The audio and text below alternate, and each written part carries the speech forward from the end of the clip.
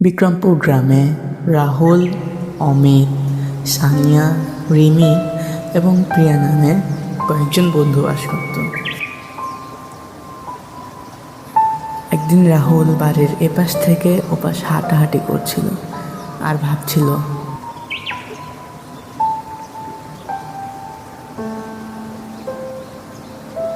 না, এবার ভালো লাগছে না।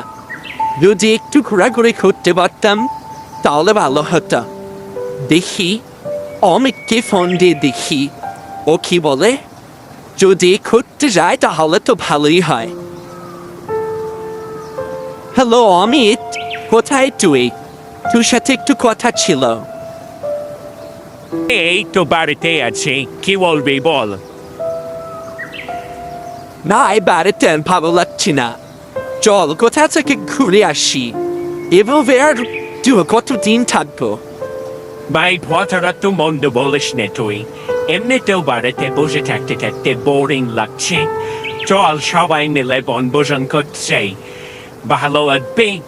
আমি তাহলে সবাইকে বলে রাখতেছি। হ্যাঁ ভাই, ঠিক বলেছিস। চল তাহলে বনভোজন করতেই যাব। সবাইকে বলে রাখ, কাল সকালে আমরা বেরোবো এখান থেকে। রাহুলের কথা মতো রাহুল, অমিত, সানিয়া, রিমি আর প্রিয়া পাশের গ্রামের একটি জঙ্গলে বনভোজনের উদ্দেশ্যে রওনা হলো।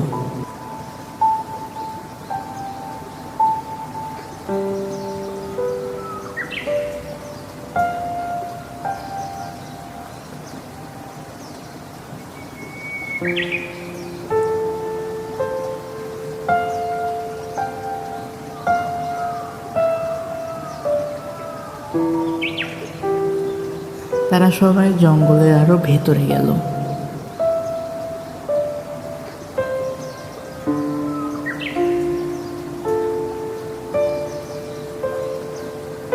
এই জায়গাটা তো দারুণ, ফ্রেশ হাওয়া, কোনো ঝামেলা নেই।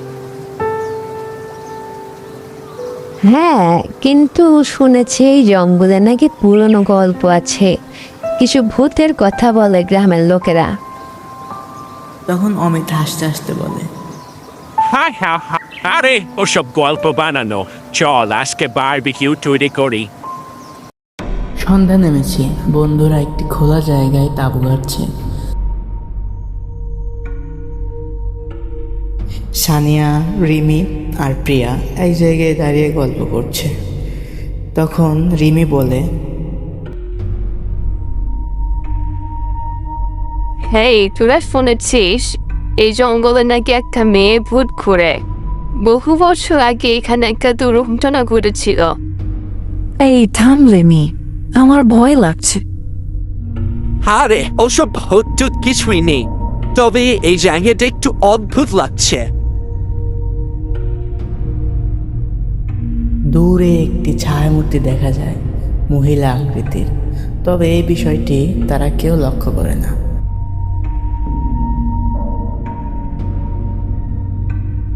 গভীর রাত, বন্ধুরা তাঁবুতে গল্প গুজব করছিল।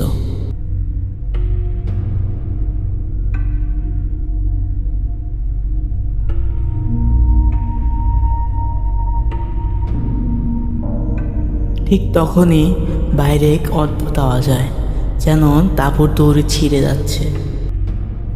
এই শব্দটা কিসের? কে একটু বাইরে গিয়ে দেখে আয়। আমি বাবা যেতে পারবো না, তুই যা।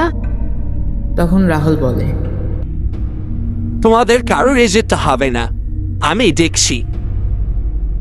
এই বলে রাহুল তাঁবুর বাইরে চলে আসে।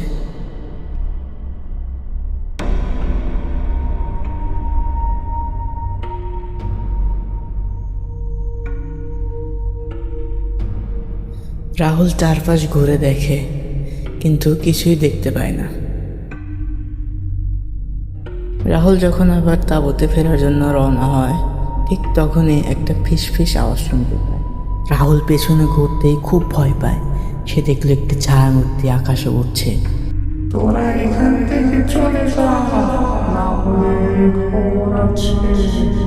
রাহুল দৌড়ে তাঁবুর ভেতরে চলে যায় আর তার বন্ধুদের কাছে সব বলে, কিন্তু তারা কেউই তা বিশ্বাস করে না। ঠিক তখনই তাঁবুর বাইরে একটি আওয়াজ শোনা যায়, যেন কেউ হাঁটছে। আওয়াজ শুনে তারা সবাই তাঁবুর বাইরে চলে আসে।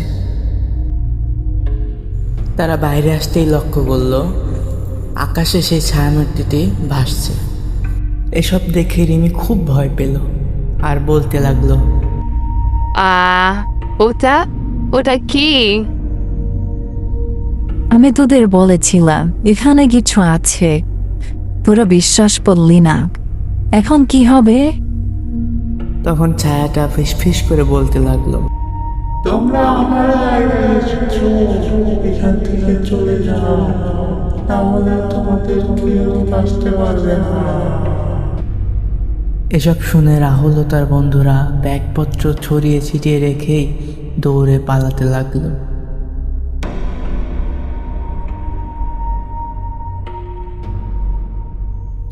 দৌড়াতে দৌড়াতে তারা একসময় জঙ্গলের বাইরে চলে আসে।